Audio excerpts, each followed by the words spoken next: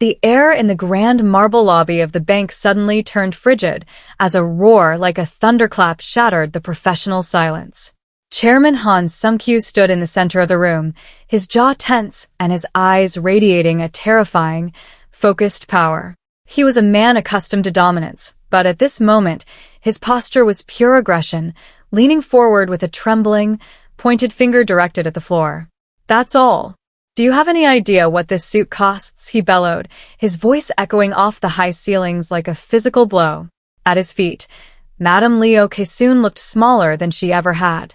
She was a frail figure in a worn cardigan, her soft gray hair messy as she hunched over in a posture of complete vulnerability. Her hands, weathered by years of labor, clutched a small, crumpled cardboard box. A smear of pink cream and sponge cake, the very same delicious little cakes she had hoped would win her a moment of favor, now decorated the chairman's pristine black sleeve like a badge of shame. "Forgive me. Please, I'll go ahead and clean it, sir," she whimpered, her wide eyes filled with a mixture of confusion and apology. She reached out a hand to try and brush away the stain, but the chairman recoiled as if her touch were poison.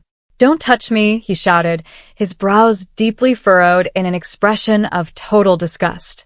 To him, the stain wasn't just a mess, it was a symbol of total disrespect, a smudge of the common world on his tailored perfection. Nearby, Kwon Hyuk-Joon adjusted his tie, his expression mirroring the chairman's disdain rather than the woman's distress. He stepped forward, not to help, but to protect the bank's image from the clash of worlds happening in front of him. "Chairman Han, honestly, it was just a complete accident by a clumsy woman," Hyuk-Joon said, his voice oily and dismissive. He turned to Madame Lee, his mouth twisting into a sneer. "You stay out of our business. What do you even want here? Wandering in with this mess?" Madame Lee's voice was barely a whisper as she looked up at the towering men. "A loan. I just needed a small loan for my business," she said, her hands shaking so violently the box of cakes rattled. Hyuk-Joon didn't even offer her a seat. He stood over her like a judge. "How much?" he asked sharply. When she murmured the modest amount she needed to survive, he let out a short, mocking laugh that felt more cruel than the chairman's shouting. The other co-workers, Yoon-Dain and Kim Se-re, quickly turned their heads, focusing intently on their computer screens to avoid being associated with the scene. It was a cold, corporate environment where compassion was seen as a liability. The power imbalance was absolute, the sharply dressed aggressor demanding submission and the victim believing she was truly the cause of the problem. Eun-Byul watched from her desk, her heart racing as she saw Madame Lee on her knees. She felt the tension in the room like a physical weight, the collision of worlds between the powerful and the forgotten. While the rest of the office chose the safety of silence, Eun-Byul felt a surge of urgent concern. She saw the wide, uncertain eyes of the elderly woman and the zero patience of the man in the suit, and she knew that if she didn't step in, the grandmother would be crushed by the weight of their combined arrogance. She stood up, her fitted blazer sharp and professional, but her eyes were focused on the person, not the suit. She ignored the warning glance from Hyuk-Joon and the heavy, dangerous aura radiating from Chairman Han. As she began to walk toward the center of the lobby, the frantic pacing of the bank seemed to slow down, narrowing to this single point of conflict where one woman's kindness was about to be weighed against the bank's rigid, cold protocols. The roar had silenced the bank, but Eun-Byul was about to break that silence with a choice that would change everything. The tension in the lobby remained thick enough to choke the air, but Eun-Byul moved through it with a calm, urgent presence. Ignoring the sharp, warning glare from Kwon Hyuk-Joon, she knelt beside Madame Leo Kaesoon, placing a protective hand on the elderly woman's trembling shoulder. With her other hand, she reached out to Chairman Han, not with fear, but with a professional focus that seemed to momentarily blunt his rage. "I will handle this, Chairman," Eun-Byul said, her voice steady despite the eyes of the entire bank boring into her back. She gently guided the frail woman away from the center of the marble floor, steering her toward the safety of her desk while Hyuk-Joon continued to apologize profusely to the man in the black suit. Madam Lee's eyes were still wide with uncertainty, her hunched posture suggesting she felt the full weight of the humiliation she had just endured. Once seated, the grandmother's hands still clutched the small, stained cake box as if it were her only anchor. "I'm so sorry, miss," she whispered, her voice cracking. "I only wanted to ask for help for my little shop." Eun-Byul offered a small, reassuring smile, leaning forward to bridge the distance between them. "I heard you, madam. You need a loan to expand your business?" Madam Lee nodded eagerly, her face filling with a flickering hope. "I want to buy a brand new kitchen oven," she explained, her voice gaining a tiny bit of strength. "But I don't have a house or land to give as a guarantee." She reached into her bag and pulled out a photograph of 2 heavily used, industrial-grade mixers. "These are not exactly new, but they still work perfectly. They are all I have to offer." From the next cubicle, Hyuk-Joon let out a loud, derisive snort. "Those rusted relics aren't collateral, Eun-Byul," he called out, not even looking up from his screen. "Bank policy is clear. No property, no guarantor, no loan."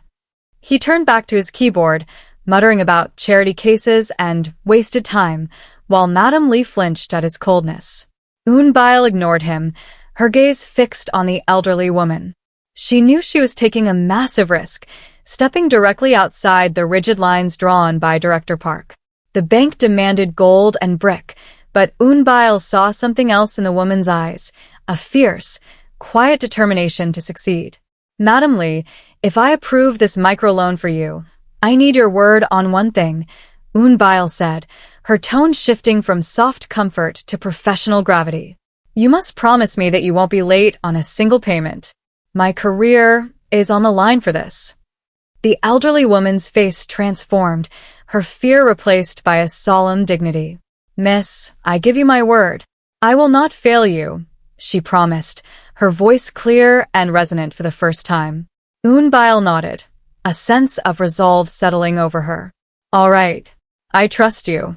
With a few rapid keystrokes, Eun-Byul began entering the information into the system, bypassing the standard collateral requirements under the bank's new microloan pilot program.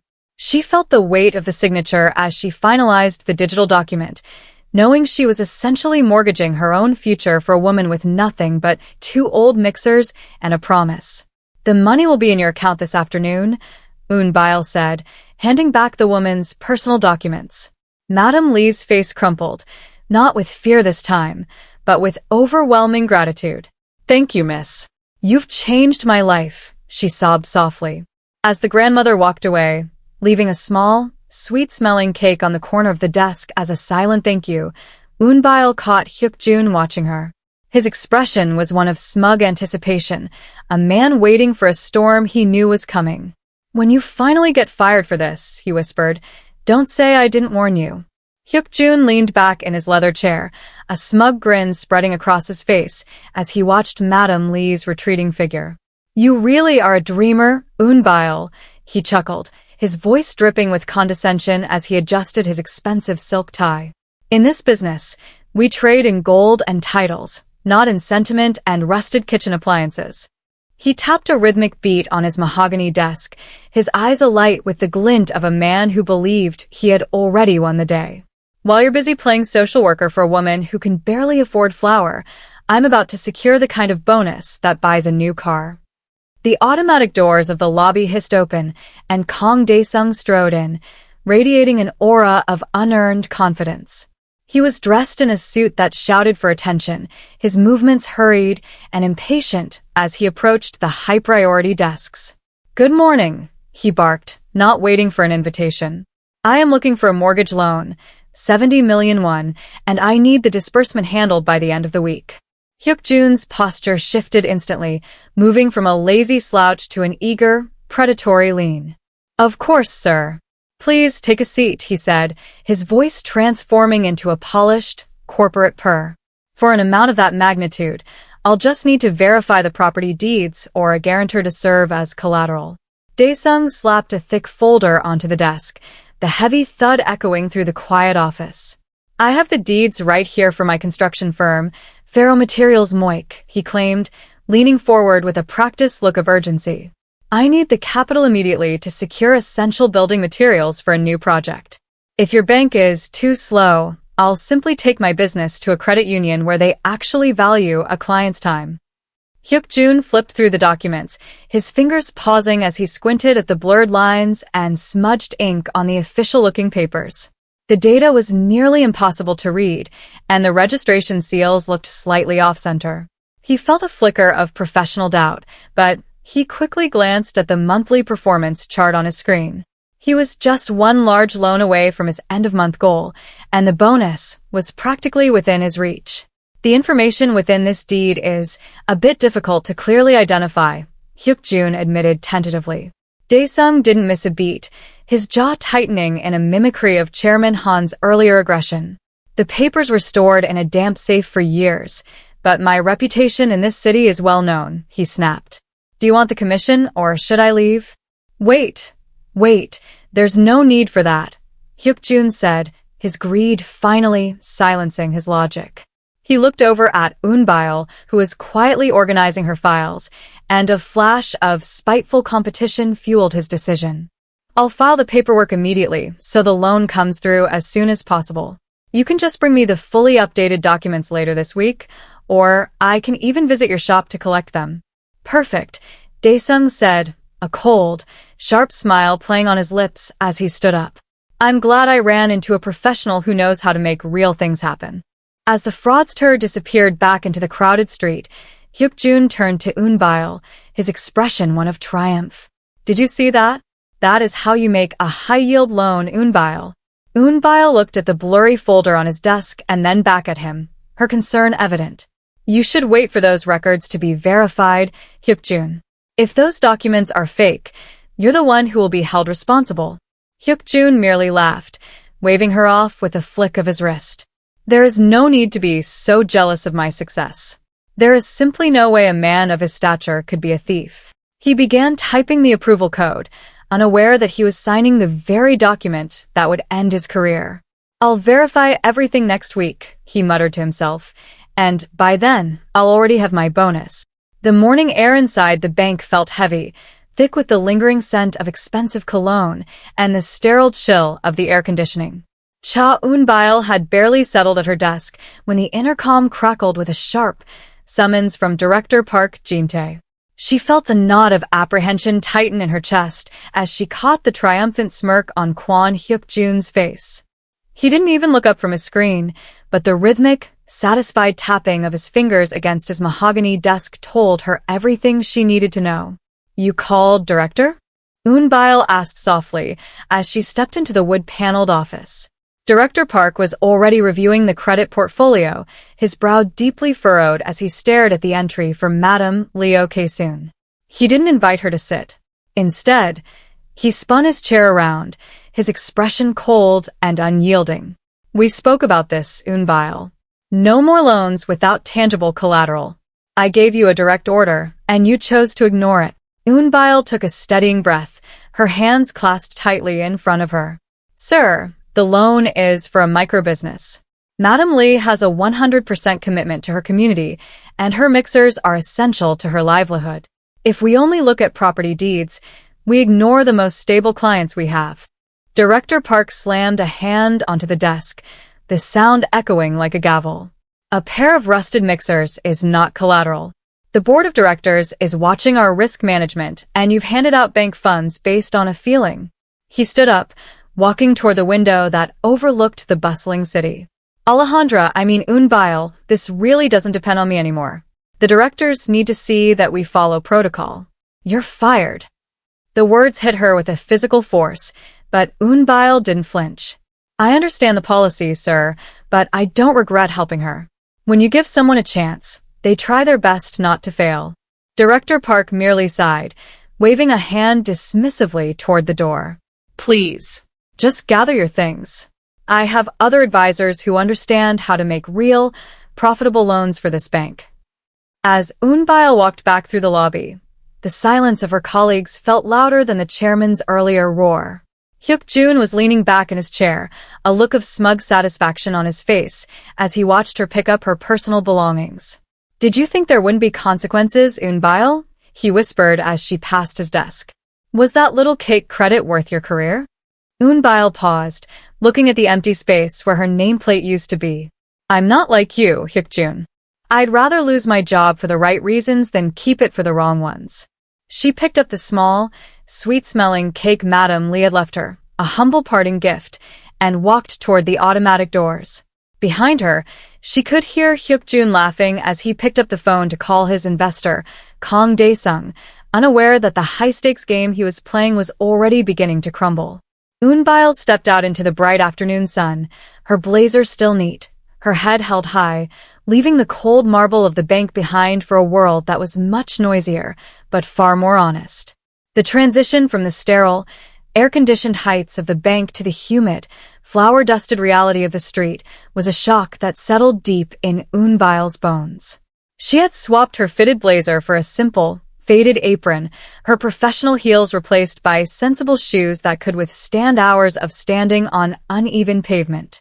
Beside her, Madame Lee soon moved with a surprising, practiced agility, her frail frame belying the strength required to manage the heavy, bubbling vats of batter.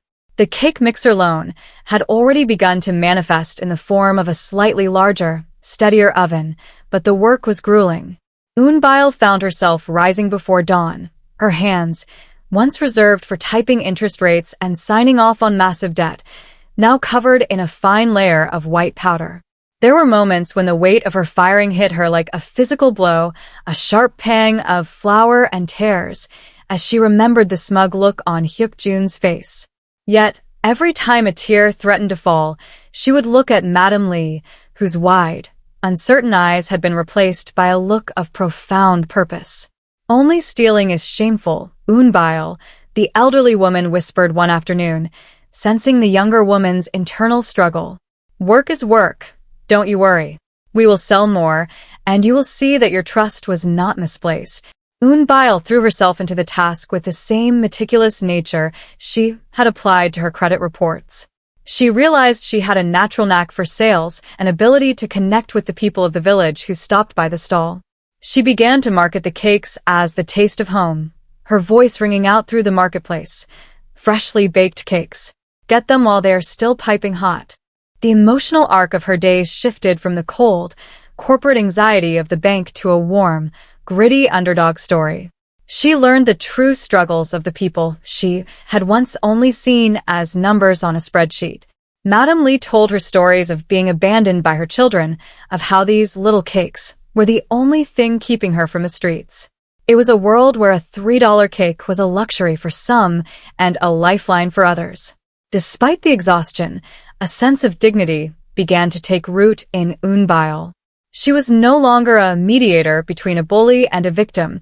She was a partner in a dream. As they worked together, the profit began to grow, cent by cent.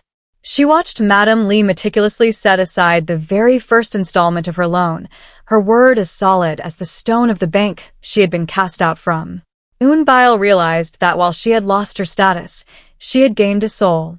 She was surviving, not through the grace of Director Park's approval, but through the honesty of her own labor and the unwavering loyalty of the woman the bank had deemed worthless. The bustling marketplace was a world away from the silent, marble halls of the bank, filled instead with the scent of caramelized sugar and the relentless rhythm of street life. From the darkened window of a sleek black sedan parked across the intersection, Chairman Han Sung-kyu watched the scene with a tense, unreadable expression. His brow remained furrowed, but the aggressive posture he had displayed in the lobby was replaced by a predatory stillness. He was a man who valued power, but more than power, he valued the truth of a person's character. Through the glass, he observed Cha Eun-Byul. She no longer wore the fitted blazer of a professional mediator. She was covered in the dust of the street, her hands busy bagging small cakes for a line of local children. He watched her lean forward, not to de-escalate a conflict this time, but to share a laugh with Madame Lee soon as they moved in a synchronized dance around the bubbling vats of batter. The chairman noted the way Eun-Byul handled the humble $3 transactions with the same meticulous focus she had once used for million-won portfolios. She hasn't broken, Han murmured to himself, his jaw tightening as he recalled how Director Park had dismissed her as a charity worker. He saw the resilience in her slightly hunched posture as she hauled a heavy sack of flour, a task that clearly strained her, yet she did not complain. Beside her, Madame Lee looked transformed. The wide, uncertain eyes that had once pleaded for mercy in the bank lobby were now bright with a newfound dignity. The cake mixer loan was working not just as a financial transaction, but as a catalyst for a woman's survival. Chairman Han was not merely watching, he was testing them. He had seen countless professionals like Hyuk-Joon who crumbled the moment their status was stripped away, but Eun-Byul was different. She had embraced this shameful work of the streets with a knack for sales that suggested she understood the true heart of the economy better than the men sitting in the wood-paneled offices. He watched as a group of rowdy teenagers bumped into the stall, nearly knocking over a tray of freshly baked goods. Eun-Byul didn't flinch or retreat. She stepped forward, her expression calm yet urgent, her hand raised in a familiar gesture of intervention that reminded the chairman exactly why she had caught his eye in the first place. She spoke to them with a firm kindness that commanded respect, even in the middle of a crowded market. As the sun began to set, casting long shadows over the stall, the chairman saw Madame Lee reach into her apron and pull out a small envelope, the first installment of the loan. Earned cent by cent, Eun-Byul accepted it with a solemn nod, treating the meager sum with more reverence than Hyuk-Joon had treated the fraudulent deeds of the wealthy. Chairman Han signaled his driver to pull away. He had seen enough for one day. The brave girl was not a victim of the system. She was outgrowing it. As the black sedan merged into the evening traffic, Eun-Byul caught a glimpse of its polished reflection in the stall's glass, a fleeting shadow of the man who had cost her everything, unaware that he was now the one secretly recording her every success. The sterile, climate-controlled quiet of the bank's executive floor was shattered not by a roar this time, but by the frantic, hollow clicking of a computer mouse. Kwon Hyuk-Joon sat at his mahogany desk, his expensive silk tie loosened and his face pale as he stared at the red flashing alert on his monitor. It had been exactly 1 week since he had bypassed protocol to approve the 70 million won loan for Kong Dae-sung, the investor he had championed as a symbol of real profit. Demaris, the transaction for the ferromaterials Moik account. Why is the balance showing zero? Hyuk-Joon's voice was thin, stripped of its usual predatory confidence. He began typing with a jittery, desperate speed, trying to track the funds that had been disbursed only 48 hours prior. The digital trail was a cold, empty dead end. The money hadn't been spent on building materials or heavy machinery. It had been moved through a series of shell accounts and then simply vanished into the ether. With a shaking hand, Hyuk-Joon grabbed his desk phone and dialed the number Dae-sung had provided, the one he had bragged about as a direct line to a mogul. The number you have dialed is no longer in service. He tried again, his jaw tightening in a mimicry of the stress he had once mocked in others. He looked at the folder of deeds on his desk, the ones with the blurry data and unverified seals, and for the first time, the least of it felt like a noose tightening around his neck. Why wouldn't the shop exist? He muttered, repeating the very question he had used to dismiss Eun-Byul's earlier warnings. He grabbed his jacket and ran from the bank, driving erratically toward the address listed on the fraudulent deed. When he arrived 5 blocks away, he didn't find a bustling hardware store or a construction firm. He found a vacant, boarded-up lot with a for lease sign that had been bleached white by the sun. "I am the owner of this property," a man from the neighboring shop said, eyeing Hyuk-Joon's expensive suit with suspicion when the banker began pounding on the boards. "There hasn't been a business here in years." "Who are you looking for?" "Kong Dae-sung," Hyuk-Joon gasped, his eyes wide and uncertain, finally reflecting the fear he had once seen in Madame Lee. "Never heard of him," the man replied, turning back to his work. Hyuk-Joon stood alone on the sidewalk, the realization of the vanishing act hitting him like a physical blow. The 70 million won, the loan that was supposed to secure his bonus and his climb to the top, was gone, along with the man who had played him like a fool. He had traded the bank's security for a flashy lie, ignoring every red flag in his greed for a quarterly bonus. As he walked back to his car, his posture was no longer dominant. It was defeated, the sharply dressed predator realized he was actually the prey. He knew that back at the bank, the falling axe was already being sharpened, and this time, there would be no grandmother to protect him from the consequences of his own choices. The heavy silence of the bank's executive floor was shattered by the rhythmic, heavy tread of boots on polished marble, a sound far more ominous than the earlier roar of Chairman Han. Director Park Jin-tae stood at the center of the lobby, his face pale and his jaw tense as he watched two uniformed officers approach the high-priority desks. The falling axe had finally swung, and the air was thick with the scent of a corporate disaster. Kwon Hyuk-Joon sat frozen at his desk, his fingers hovering over a keyboard that could no longer save him. The folder containing Kang Dae-sung's property deeds lay open between them, now exposed as nothing more than clever forgeries printed on high-quality parchment. The blurry data he had once dismissed as a minor inconvenience was now the undeniable evidence of his own negligence. "Sir, we've tracked the account," one of the officers stated, his voice clinical and cold. The 70 million won was transferred to an offshore holding within minutes of approval. The identity used for the Ferromaterials Moik company doesn't exist. It was a ghost business. Panic hit Hyuk-Joon like a physical blow. He looked toward Director Park, his eyes wide and uncertain, silently pleading for the same mercy he had refused to show Madam Lee. I wanted to generate more income for the bank," he stammered, his voice thin and stripped of its usual predatory confidence. "I thought the documents were just old. I was going to verify them next week." Director Park's expression was one of pure, cold fury. He realized now that while he had been focused on big, profitable loans, he had allowed a predator to walk right through the front door.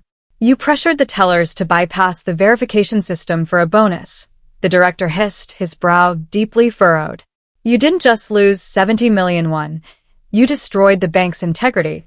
The scene was a mirror image of the lobby explosion, but this time, there was no mediator to step in and de-escalate the tension. Hyuk-Joon looked around the room for support, but the coworkers who had once laughed at his jokes were now staring at their screens in a desperate attempt to distance themselves from the wreckage. "Mr. Kwon, we're going to need you to come with us to the station to give a formal statement regarding the mortgage approval," the officer said, his posture aggressive and unyielding. As the handcuffs clicked into place, the sound echoed through the marble lobby like a final judgment. Hyuk-Joon's sharply dressed appearance now only served to highlight his disgrace. He was a man who had traded his soul for a bonus, and the debt had finally come due. In the background, Director Park sank into his chair, his hands shaking as he pulled up the performance reports for the quarter. He looked at the 0% delinquency rate on the microloans Eun-Byul had granted and realized that the brave girl he had fired was the only one who had actually been doing her job. The police led Hyuk-Joon toward the automatic doors, leaving a vacuum of silence where his arrogance had once been, as the bank braced itself for the inevitable arrival of the chairman. The heavy glass doors of the bank swept open with a coordinated precision as Chairman Han Sung-kyu returned, not as a disgruntled client, but as a silent storm finally making landfall. The aggressive posture he had displayed during the lobby explosion was gone, replaced by a cold, radiating authority that made the remaining staff stand at rigid attention. Behind him, a phalanx of sharply dressed bodyguards moved in a synchronized wake, their presence an undeniable signal of shifted power. Director Park Jin-tae scrambled from his office, his face pale and his brow furrowed with the stress of the morning's police intervention. "Chairman Han, I am so deeply sorry for the earlier complications," Park stammered, his voice thin as he gestured toward the empty desk where Hyuk-Joon had sat only an hour before. "The employee responsible for that fraudulent mortgage has been escorted out by the authorities. We are doing everything to recover the funds." Chairman Han didn't stop at the reception desk. He walked directly to the center of the marble lobby and turned to face the director, his eyes narrowed and his jaw tense. "You think I care about 70 million won?" Han's voice was a low growl that carried further than his previous roar. He reached into his tailored black suit and pulled out a leather-bound document, tossing it onto the nearest mahogany table. "I am the primary silent shareholder of this institution. I don't care about a single bad loan. I care about the rot in the foundation of my bank." The lobby fell into a deafening silence. The coworkers who had once turned their backs on the elderly Madam Lee now stared in shock. Director Park's mouth hung slightly open, his posture collapsing as the falling axe he had aimed at others finally hovered over his own neck.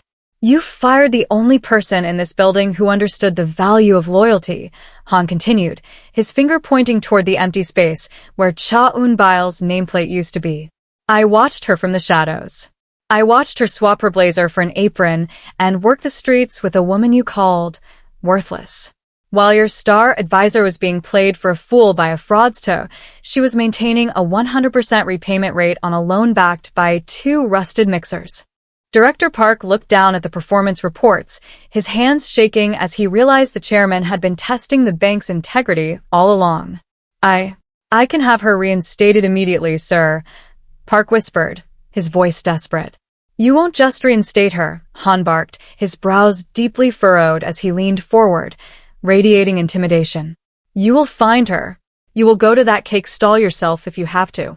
You will tell her that she is no longer a clerk. She is returning as the senior director of ethical lending." The chairman turned on his heel, his black suit catching the light of the lobby as he headed back toward the entrance. "And, Director Park? If she isn't sitting in a new office by tomorrow morning, you can join Mr. Kwon in seeking new employment." As the automatic doors hissed shut behind him, the bank was left in a frantic state of panic, the brave girl they had discarded now becoming the only person who could save their careers. The morning sun glinted off the polished marble of the bank's entrance as a sleek black sedan pulled to a halt, its presence radiating a quiet, undeniable power. The automatic doors hissed open, and Cha Eun-Byul stepped into the lobby, but the woman who entered was no longer the neatly dressed mediator with a tense, uncertain expression. She wore a tailored charcoal blazer that fit her with a newfound authority, her eyes focused and her mouth set in a line of calm resolve. Beside her, Madam Lee Ok-soon walked with a straight back, no longer a frail victim clutching a cake box, but a woman whose soft gray hair was styled with a dignity that matched her success. The lobby, once a place of cold corporate judgment, fell into a respectful silence as they passed.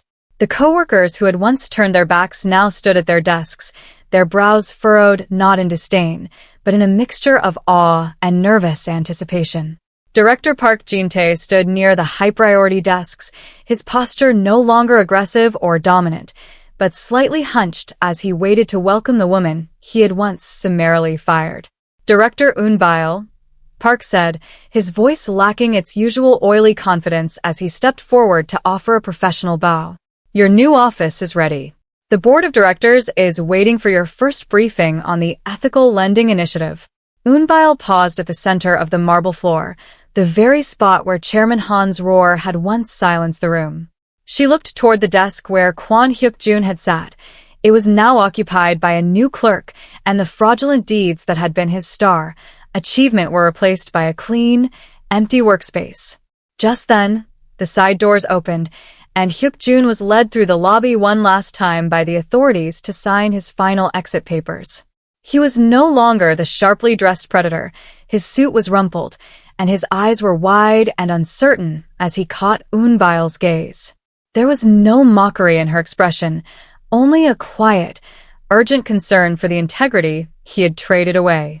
"I told you, Hyuk-Joon," she said softly as he passed, "that trust is the only collateral that truly matters."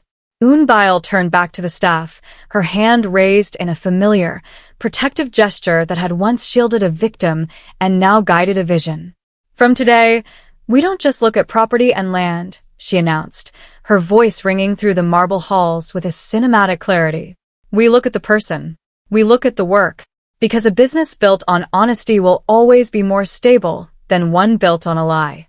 Chairman Han Sung-kyu watched the scene from the balcony above, his jaw no longer tense, his brows no longer deeply furrowed. He saw the brave girl take her place at the head of the boardroom table, not as a victim of the system, but as the leader of its transformation.